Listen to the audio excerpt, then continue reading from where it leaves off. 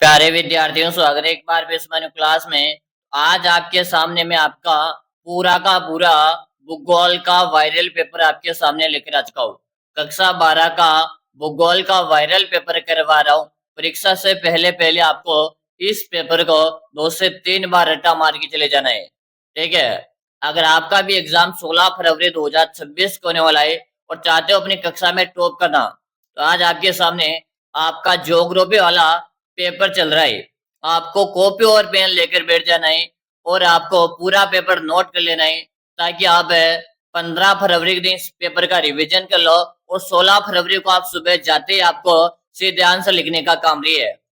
तो ठीक है ना। तो आपको पूरा का पूरा पेपर देख लेना और ऐसे ही हमारे सारे सारे जो पेपर होंगे मैं इसी चैनल पे करूंगा। तो सबसे पहले आप इस चैनल को क्या कर लेंगे, सब्सक्राइब कर लेंगे, ठीक है। तो चलेगा भाई। पहला प्रश्न आपके एग्जाम आया। पहला प्रश्न आपसे पूछा, मानव भूगोल का जनक किसे कहा जाता है। मानव भूगोल का जनक किसे कहते हैं। फ्रेडरिक रेडजेल है, एलन सेम्बल है, विडाल डिला ब्लास है या आपके हम्बोल्ट है। मानव भूगोल का जनक किसे कहते हैं। बिल्कुल सही कमेंट करे हो कि गुरुजी मानव भूगोल का जनक फ्रेडरिक रेडजेल को कहते हैं। यहाँ पर आपका ऑप्शन जो है बता रहे हो ना, बिल्कुल सही बताया। अगला प्रश्न देख लो। अगर आप इस बार अपनी कक्षा के अंदर टॉप करना चाहते हो तो आपका पूरा का पूरा क्या चल रहा है, ज्योग्राफी वाला पूरा पेपर आपका चल रहा है, ठीक है। विश्व का सबसे बड़ा तर्तीय क्रियाकलाप कौन सा है। विश्व का सबसे बड़ा तर्तीय क्रियाकलाप कौन सा है। खेती, पर्यटन, व्यापार या आपके बुनाई। चलो बताओ, आप सभी विद्यार्थी कमेंट कर दो। दोस्तों जैसा कि आपको स्टार्टिंग में मैंने बताया, आप चैनल को सब्सक्राइब लीजिएगा। यहीं पर आपको इतिहास का पेपर मिलेगा, यहीं पर आपको हिंदी साहित्य का पेपर मिलेगा, यहीं पर आपको अनिवार्य का पेपर मिलेगा और इसी चैनल के माध्यम से मैं आपको अंग्रेजी का पेपर करवाऊंगा। तो आप चैनल को सब्सक्राइब करेंगे तो मैं आपको जब भी पेपर करूंगा उसका नोटिफिकेशन आपके मोबाइल में आएगा। चलो बिल्कुल सही बता दिया। पर्यटन बता रहे हो, क्या बता रहे हो, पर्यटन यहाँ पर बता रहे हो। ऑप्शन बी आपका करेक्ट है। अगला प्रश्न देख लो। संभववाद की अवधारणा में किस घटक को महत्वपूर्ण माना गया है। संभववाद की अवधारणा में किस घटक को महत्वपूर्ण माना गया है। प्राकृतिक घटक है, मानवीय घटक है, ए व बी या इनमें से कोई भी नहीं। चलो बता दो। बिल्कुल से बता रहे हो, मानवीय घटक बता रहे हो। क्या बता रहे हो, मानवीय घटक बता रहे हो। आपका ऑप्शन भी सही है। अगर आपने अभी तक कुछ भी तैयारी नहीं की, आप डायरेक्ट बस पास होना चाहते हो, गुरुजी मुझे तो पास ही होना है, तो अभी आप इस पेपर को देख लो। आपको पास नहीं, यहाँ पर आप फर्स्ट डिवीजन यानी कि 60% तो अंक लेकर आ ही जाओगे आप, क्योंकि पूरा पेपर करवा रहा हूँ। इतना तो आपको याद रह जाएगा कि आप 60% अंक तो लेकर आ जाओगे। चलो अगला प्रश्न देख लो। निश्चयवाद के अनुसार सबसे प्रबल कौन सा है। निश्चयवाद के अनुसार सबसे प्रबल कौन है। मानव है, प्रकृति, तकनीक है या आपके समाज। निश्चयवाद के अनुसार सबसे प्रबल कौन है। तो यहाँ पर बता रहे हो गुरुजी प्रकृति को लिख दो। किसे लिख दो, प्रकृति को यहाँ पे लिख दीजिएगा। जो भी साथी ऑप्शन भी बता रहे हैं ना, सही है। अगला प्रश्न देखो। विश्व में सबसे ज्यादा वृद्धि दर किस महाद्वीप की है। विश्व में सबसे ज्यादा जनसंख्या वृद्धि दर किस महाद्वीप की है। एशिया, अफ्रीका, यूरोप है या आपका दक्षिणी अमेरिका। विश्व में सबसे ज्यादा जनसंख्या वृद्धि दर किस महाद्वीप की है। कि गुरुजी अफ्रीका महाद्वीप की। किसके है, अफ्रीका महाद्वीप की। चलो अगला प्रश्न देखिएगा। अगला प्रश्न आपके सामने आ चुका है। इनमें से कौन सा क्षेत्र सघन जनसंख्या वाला क्षेत्र है। इनमें से कौन सा क्षेत्र सघन जनसंख्या वाला क्षेत्र है। दक्षिण पूर्व एशिया, भूमध्य प्रदेश, ध्रुवीय प्रदेश या आपका मरुस्थलीय प्रदेश है। बात हो गई। आप सभी को कमेंट कर देना है। देखो दोस्तों, यहाँ पर बात करेंगे ध्रुवीय प्रदेश, जहां पर ठंड काफी ज्यादा होगी, तो वहां पर इतनी जनसंख्या ज्यादा नहीं रहेगी। मरुस्थल में भी कम, बहुत कम देखने को मिलते हैं। मध्य सागर यानी सागर होगा, वहां पर जनसंख्या कैसे है। लेकिन दक्षिण पूर्व एशिया में भर भर के व्यक्ति निवास कर रहे हैं। आपका ऑप्शन ऐसे ही है। अगला प्रश्न देख लो। जनसंख्या वितरण को प्रभावित करने वाला सबसे महत्वपूर्ण कार्य कौन सा है। जनसंख्या वितरण को प्रभावित करने वाला सबसे महत्वपूर्ण कार्य कौन सा है? मिट्टी, जलवायु, भू आकृति या आपके खनिज है? चलो बताओ। बिल्कुल से बता रहे हो। अगर कोई भी व्यक्ति कहीं पे भी जाकर निवास करता है तो वहां की जो जलवायु है उसके अनुकूल होगी तो वहीं पर व्यक्ति क्या करेगा? निवास करेगा। इसी कारण से जलवायु बहुत ही व्यक्ति के महत्वपूर्ण एक कारक होता है। किसी भी स्थान में व्यक्ति जब निवास करता ना तो वहां की जलवायु उसके अनुकूल होनी चाहिए भाई। ठीक है, चलो अगला प्रश्न देख लो। इनमें से कौन सी नदी पूर्व की ओर प्रवाहित नहीं होती? नई शब्द दे रखा यहाँ पर। कृष्णा नदी, कावेरी नदी, तापी नदी या महानदी? अगर आप अपनी कक्षा में टॉप करना चाहते हो बस चुपचाप आप इस पेपर को देख लो और आपका जिगरी दोस्त है ना उसके साथ इसे जरूर से शेयर कीजिएगा। आपके साथ ही सभी 12th वालों के साथ आप शेयर ना करो, लेकिन आपका जो जिगरी फ्रेंड है ना, जो आपका खास दोस्त है, उसको तो इस वीडियो को शेयर कर देना ताकि आपके कक्षा में अगर कोई कमजोर विद्यार्थी है ना उसको भी इस वीडियो को एक बार जरूर से भेज देना। क्या पता आपकी वजह से वो भी अपनी कक्षा में पास हो जाए, तो आपकी वजह से किसी का भला हो जाए, तो इसलिए आप इस वीडियो को उसके साथ जरूर से शेयर कीजिएगा। चलो यहाँ पर आपका आंसर आ रहा है बिल्कुल तापी बता रहे हो, जो कि सी ऑप्शन में दे रखा है। सी ऑप्शन आपका सही है। अगला प्रश्न देख लो। नवनिश्चयवाद के प्रवर्तक कौन है? नवनिश्चयवाद के प्रवर्तक आपको बताना है। रेडजेल है, ग्रिफिथ टेलर है, हम्बोल्ट है या आपके विडाल लीलाब्लास है? चलो बताओ क्या बता रहे हो? ग्रिफिथ टेलर बता रहे हो। क्या बता रहे हो? ग्रिफिथ टेलर यहाँ पर बता रहे हो, जो कि बी ऑप्शन में दे रखा है। आपका बी ऑप्शन जो बता रहे हो ना सही है। अगला प्रश्न देख लो। निम्न में से कौन सा एक प्रतिकर्ष कारक नहीं है? यहाँ पर भी आपको नई शब्द दे रखा है। जलाभाव है, बेरोजगारी, चिकित्सा शिक्षा की सुविधा है या आपके महामारी? प्रतिकर्ष कारक नहीं है, बताओ भाई क्या बता रहे हो? यहाँ पर बता रहे हो गुरु जी ऑप्शन सी को यहाँ पे लिख दो। ठीक है, अगला प्रश्न देख लो। जनानंग के संक्रमण सिद्धांत किसने दिया था? देखो भाई इस टाइप से आपका पेपर आपकी परीक्षा इंद्र रहने वाला है। ठीक है, पूरा पेपर अच्छी तरह से देख लेना है आपको। जननांगीय संक्रमण सिद्धांत किसने दिया था? मार्शल है, अमर्त्य सेन है, थॉमसन और नोटिस्टन ने या आपका माल्थस ने? तो क्या बता रहे हो? यहाँ पर आपका ऑप्शन आ रहा है गुरुजी आप सी ऑप्शन को लिख दो। बिल्कुल से बता रहे हो ना, सही है। अगला प्रश्न देख लो। निम्न में से किस देश का लिंगानुपात विश्व में सबसे अधिक है? निम्न में से किस देश का लिंगानुपात है विश्व में सबसे अधिक है? लाटविया, जापान है, यूएसए, यूएई या आपके फ्रांस है? क्या बता रहे हो? एक एक प्रश्न आपके लिए इंपॉर्टेंट है। पूरी क्लास आपको देख लेना है, फिर बाद में एग्जाम देकर आओगे उस दिन ये वीडियो अगर आपके सामने आ जाएगी तो फिर पछताओगे काश हमने गुरुजी की उस दिन बात मान ली होती और हम इस पूरे पेपर को देख लेते हैं। अभी बता रहा हूँ तब पछताए तो क्या जब चिड़िया चुग गई खेत। अभी आपको पूरा पेपर रिविजन करना है। एक बार रिविजन करो, दूसरी बार भी कॉपी में नोट करो ताकि आप 15 फरवरी को इस पेपर को रिविजन करके जा सके। तो 15 फरवरी को रिविजन कर लोगे तो आपका 16 फरवरी का आपका पेपर अच्छे से हो जाएगा। यहाँ पर आपका कमेंट आ रहा है बिल्कुल ऑप्शन नंबर 1 क्या रहा है? ऑप्शन ए आपका सही है। अगला प्रश्न देख लो। मानव विकास सूचकांक किसने निर्मित किया? मानव विकास सूचकांक किसने निर्मित किया? Option A, option B, option C या ऑप्शन डी? चलो भाई सभी साथी यहाँ पर आंसर दे देंगे, जो कि बिल्कुल सभी का सही है। क्या बता रहे हो? यहाँ पर बता रहे हो गुरुजी ऑप्शन नंबर आप यहाँ पे एक को लिख दो। किसे लिख दो? ऑप्शन नंबर 1 को लिख दो। अगला प्रश्न देख लो। फूलों की खेती क्या कहलाती है? बताओ। Option A, option B, option C या ऑप्शन डी? फूलों की खेती क्या कहलाती है? आप सभी साथी आंसर दे दो। हाँ, फ्लोरिकल्चर। ठीक है, यहाँ पर आपका ऑप्शन बी में फ्लोरिकल्चर दिया हुआ है, तो बी ऑप्शन सबका बेस्ट है। अगला प्रश्न देख लो। दोस्तों यहीं पर आपको मैं हिंदी साहित्य की पेपर करूंगा, यहीं पे अनिवार्य की पेपर करूंगा, यहीं के आपके राजनीति विज्ञान के पेपर करूंगा और आपको पता है अंग्रेजी का पेपर आने वाला है। तो अंग्रेजी का पेपर तो मैं इसी चैनल पे करवा दूंगा, बस आप सब्सक्राइब कर लो।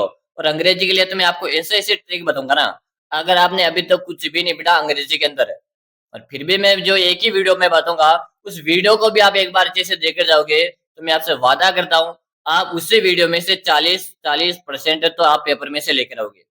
यानी कि आपका 80 नंबर का पेपर का उसमें से 40 अंक तो आप एक ही वीडियो में से लेकर आ सकते हो। कैसे लेकर आएंगे सब कुछ हम डिटेल से मैं आपको वीडियो बताऊंगा कल, उसमें आएगा। बस आप चैनल को सब्सक्राइब कर लीजिएगा तो जैसे हमारा वीडियो आएगा ना उसका नोटिफिकेशन आपको मिल जाएगा।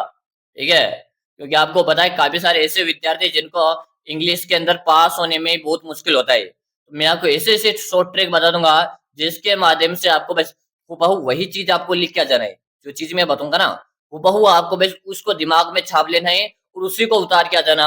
मैं आपसे वादा करता हूँ आप अंग्रेजी के अंदर फेल नहीं हो सकते।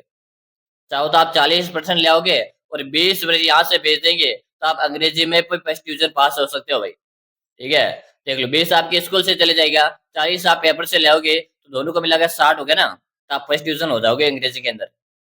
काफी सारे पास तक नहीं होते, 30 लिख जाता है। और मैं तो आपको 40 नंबर का मैटर उपलब्ध करूंगा एक ही वीडियो में।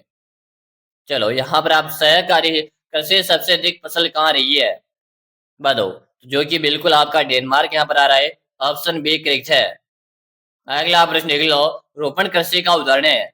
रोपण कृषि चाय, कॉफी, रबर है या फिर कुछ भी। रोपण कृषि यानी कि जैसे आपको पता है, देखो काफी सारे विद्यार्थी जानते हैं काफी सारे नहीं जानते। आपको पता है चावल की जो खेती होती है ना, चावल चावल की खेती की क्या की जाती है, रोपण की जाती है। उसी प्रकार चाय की भी रोपण की जाती है और उसी प्रकार आपके कॉफी की रोपण की जाती है, रबर का रोपण किया जाता है। आपका डी ऑप्शन यहाँ पर बेस्ट होगा। चलो अगला प्रश्न देख लो, खाद्यान्न फसल निम्न में से कौन सी है। खाद्यान्न फसल है निम्न में से कौन सी है। गन्ना, कॉफी, मक्का या आपके चुकंदर है। खाद्यान्न के अंतर्गत आपकी जो फसल है ना ये आपका मक्का रहेगा। मैं साथियों क्या रहेगा, मक्का आपके खाद्यान्न के अंतर्गत आता है। ऑप्शन नंबर सी सबका सही है। अगला प्रश्न देख लो, खट्टे रसदार फलों की खेती संबंधित है। खट्टे रसदार फलों की खेती संबंधित है मिश्रित कृषि, भूमध्य सागरीय कृषि, रोपण कृषि या आपका सहकारी कृषि। क्या बता रहे हो, भूमध्य सागरीय कृषि बता रहे हो। आपका ऑप्शन बी सही है। अगला प्रश्न देखिएगा, अगला प्रश्न है अंगूर की खेती क्या कहलाती है। देखो अगर आप 12th एग्जाम की तैयारी कर रहे हो ना, बस पूरा पेपर आपको देख लेना है। पूरा का पूरा पेपर आपकी परीक्षा के अंदर रहेगा। साथ में अंग्रेजी का पेपर करूंगा मैं इसी चैनल में। ठीक है, यहाँ पर आप कमेंट आ रहा है वर्टिकल्चर, यानी कि विटी या वर्टिकल्चर बोल सकते हो। आपका बी ऑप्शन सही है। अगला आप देख लो, निम्न में से कौन सा एक द्वितीय क्रियाकलाप है। द्वितीय क्रियाकलाप यानी प्राथमिक क्रियाकलाप में क्या होता है, प्राथमिक क्रियाकलाप में कच्चा माल होता है और कच्चे माल में परिवर्तन करना द्वितीय क्रियाकलाप है। तो बताओ खेती, मछली पकड़ना, टोकरी बुनना या व्यापार। बताओ खेती करना प्राथमिक के अंदर आएगा, किसमें आएगा, प्राथमिक के अंदर आएगा। मछली पकड़ना प्राथमिक के अंतर्गत आएगा। लेकिन टोकरी बुनना आपके पास क्या है, कच्चा माल है जो आप प्राथमिक क्रिया से प्राप्त करोगे। ठीक है, आपके पास क्या है, कच्चा माल है। अगर आप कच्चा माल को दूसरे आकार में परिवर्तन कर रहे हो, ठीक है ना, क्या कर रहे हो आप, पहले आपके पास कोई भी कच्चा माल है, यानी टोकरी किससे बुनी जाती है, या तो टोकरी कपड़े वगैरह बनाते हैं या बांस की टोकरी वगैरह बनाते हैं। तो आपके पास पहले से कोई चीज है उसका दूसरे आकार में परिवर्तन करना आपका द्वितीय क्रियाकलाप के अंतर्गत आता है, जो कि आपके सी ऑप्शन में दे रखा है टोकरी बुनना। ठीक है, इसका आकार परिवर्तन हो रहा है ना, सही है। चलो अगला प्रश्न देखो, लोहा इस्पात उद्योग है। Option A, option B, option C या ऑप्शन डी। लोहा इस्पात उद्योग है। बताओ आपके जितने भी दोस्त है ना, मैं तो कहता हूँ आपके जितने भी साथी हैं उन सबके साथ इस पेपर को शेयर कर दो। ठीक है ना, शेयर कर दो और बता दो कि गुरुजी ने इस प्रकार का पेपर करवाया और आप इसे नोट कर लो। इस बार अपने विद्यालय का नाम आसपास की पंचायत में आ जाना चाहिए। ठीक है, कि वहां से इतने सारे पास हुए वो भी अच्छे अंकों से। ठीक है, आपके विद्यालय का नाम होगा भाई। ठीक है, यहाँ पर क्या बता रहे हो, आधारभूत उद्योग बता रहे हो, जो कि ऑप्शन ए में दे रखा है। अगला प्रश्न देख लो, स्वेज नहर जोड़ती है अटलांटिक और प्रशांत महासागर को, मध्य सागर और लाल सागर को, लाल सागर और हिंद महासागर को, या इनमें से कोई भी नहीं। स्वेज नहर और पनामा नहर आपने अच्छी तरह से बढ़ाई। और आपको मैं ये भी बता दूं, स्वेज नहर और पनामा नहर से 2 प्रश्न आएंगे एग्जाम में, 2 प्रश्न आएंगे और दोनों में यहाँ पर करवा रहा हूँ भाई। ठीक है, चलो क्या बता रहे हो, यहाँ पर भूमध्य सागर और लाल सागर बता रहे हो, जो आपके स्वेज नहर जोड़ती है आपस में। अगला प्रश्न देख लो, पनामा नहर किसे जोड़ती है? तो पनामा जो नहर है ना, पनामा नहर, या के प्रशांत महासागर और अटलांटिक महासागर को जोड़ती है। यानी कि आपका ऑप्शन जो क्या रहेगा, ऑप्शन ए सही है। अगला प्रश्न देख लो, विश्व का सबसे व्यस्तम समुद्री मार्ग है? अटलांटिक मार्ग है, प्रशांत मार्ग है, उत्तरी प्रशांत मार्ग है, स्वेज नहर मार्ग है, या आपका पनामा नहर मार्ग है? चलो बताओ। उत्तरी अटलांटिक मार्ग यहाँ पर बता रहे हो, जो कि ऑप्शन ए में दे रखा है, जो आपका सही है। अगला प्रश्न देख लो, बिग इंच पाइपलाइन द्वारा क्या प्रवाहित करते हैं? बिग इंच पाइपलाइन द्वारा क्या प्रवाहित करते हैं? केरोजी, पेट्रोलियम है, गैस है, इन सब का प्रवाहित करते हैं पाइपलाइन के माध्यम से। सी ऑप्शन आपका सही है। अगला प्रश्न देख लो, निम्न में से कौन सा एक पंचम क्रियाकलाप है? देखो भाई यहाँ पर है, प्रथम नहीं पूछा, दूसरा नहीं पूछा, तीसरा नहीं पूछा, चौथा नहीं पूछा, 5 आपसे पूछा है। पंचम क्रियाकलाप के अंतर्गत क्या आएगा मेरे भाई, बताओ। खेती करना, ये तो आपका प्राथमिक है। बाह्य स्त्रोतन है, मछली पकड़ना, ये भी आपका प्राथमिक है। पर्यटन, बताओ भी क्या बता रहे हो। हाँ, यहाँ पर आ रहा है गुरु जी, ऑप्शन नंबर आप बी को लिख दो, ठीक है। चलो, और आप ऐसे कैसे कह सकते हो, अगर आप पांचवा याद भी नहीं ना आपको, तो खेती प्राथमिक में आता है, ठीक है। मछली पकड़ना प्राथमिक आता है, पर्यटन आपका तृतीय क्रियाकलाप में आता है। बचा कौन सा है? बच्चा बी वाला ना। इस प्रकार आप इसे सोल्व कर सकते हो। देखो पंचम वाला याद नहीं रहे ना, तो भी आप इसे याद कर सकते हो। अगला प्रश्न देख लो, भारत में पहले जनगणना कब हुई? भारत में पहले जनगणना कब हुई? 1872 है, 1881, 1901 है, या 1921 में? भारत में पहले जनगणना कब हुई थी? क्या बता रहे हो? बिल्कुल सबका सही है। केरो जी, 1872 के अंतर्गत है। 1872 के अंतर्गत भारत में प्रथम जनगणना हुई थी। लेकिन पूर्ण भारत, यानी कि पूरे भारत में जो जनगणना हुई थी ना, ये आपके 1881 में हुई थी। याद कर लेना है। देखो भारत की प्रथम जनगणना 1872 में हुई, लेकिन ये आपके पूरे भारत की नहीं हुई थी, ठीक है। संपूर्ण भारत की अगर आपसे पूछे, 1881 में हुई थी। चलो, अगला प्रश्न देख लो, 2011 की जनगणना के अनुसार भारत का जनसंख्या घनत्व है। पिछले मैंने काफी सारी वीडियो करा रखी है आपके ज्योग्राफी से संबंधित है, उन्हें एक बार जरूर से आप रिवीजन कर लीजिएगा। मैंने आपके लिए एक प्लेलिस्ट भी बनाकर तैयार कर रखा है 12th बोर्ड परीक्षा के नाम से। तो आप इस वीडियो को देखने के बाद आप प्लेलिस्ट में जाओ और पहले वाला वीडियो भी आप जरूर से देख रहेगा। 382, हमारे भारत की जनगणना कितनी है? 382 व्यक्ति प्रति वर्ग किलोमीटर में निवास करते हैं। प्रति वर्ग किलोमीटर में क्या करते हैं? निवास करते हैं। कितने? 382। अगला प्रश्न देख लो, भारत के किस राज्य की साक्षरता दर सबसे अधिक है? भारत के किस राज्य की साक्षरता दर है सबसे अधिक है साथियों? बताओ। बिहार है, केरल है, गोवा, या आपके तमिलनाडु? भारत के किस राज्य की साक्षरता दर है सबसे अधिक है? बिल्कुल केरल बता रहे हो। क्या बता रहे हो? केरल बता रहे हो। सबसे अधिक आपसे पूछे, अधिक जब भी आपसे पूछे तो आप केरल को लिख दीजिएगा।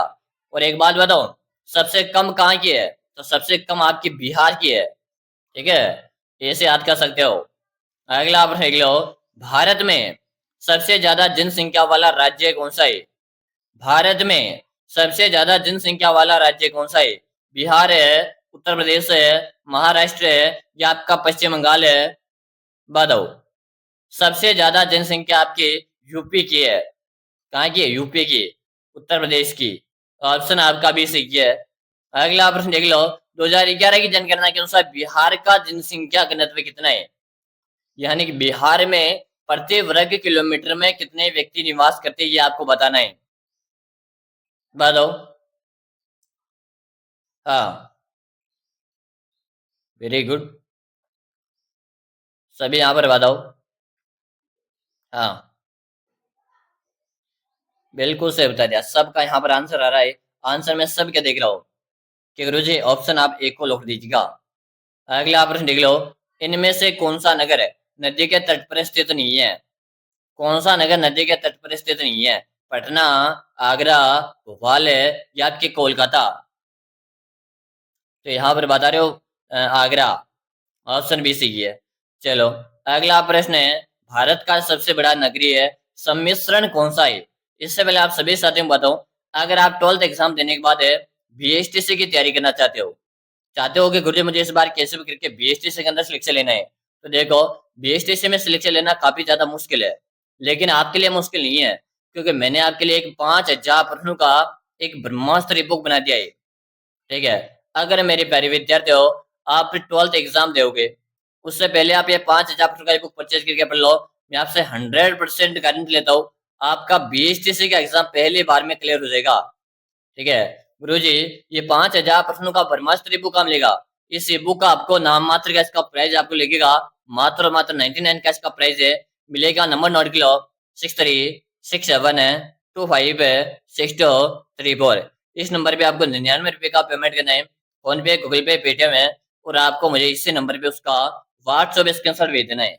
जैसे भेज दोगे उसके 5 मिनट के अंदर 5000 प्रश्नों का बुक मैं आपको भेज दूंगा। और मैं आपको विश्वास दिलाता हूँ, अगर आप बीएसटीसी में पहले बार में सिलेक्शन लेना चाहते हो, ये 5000 प्रश्नों का बुक एक बार आपको जरूर से पढ़ लेना है। यहीं से आपका पहले बार में बीएसटीसी में सिलेक्शन हो जाएगा।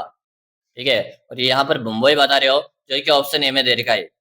चलो अगला आप लिख लो, इनमें से कौन सी रबी की फसल है? रबी की फसल आपको बतानी है। क्या बता रहे हो? रबी की फसल आपको यहाँ पर बताना है सभी विद्यार्थियों को। ठीक है, कौन सा रहेगा? तो यहाँ पर रहेगा आपका गेहूं। ये आपके रबी में बोई जाती है। चलो फिर मिलेंगे अगले पेपर में, आपके अंग्रेजी वाले पेपर में। तब तक के लिए जय हिंद, वंदे मातरम। साथियों, चैनल को सब्सक्राइब अवश्य कर लेना है।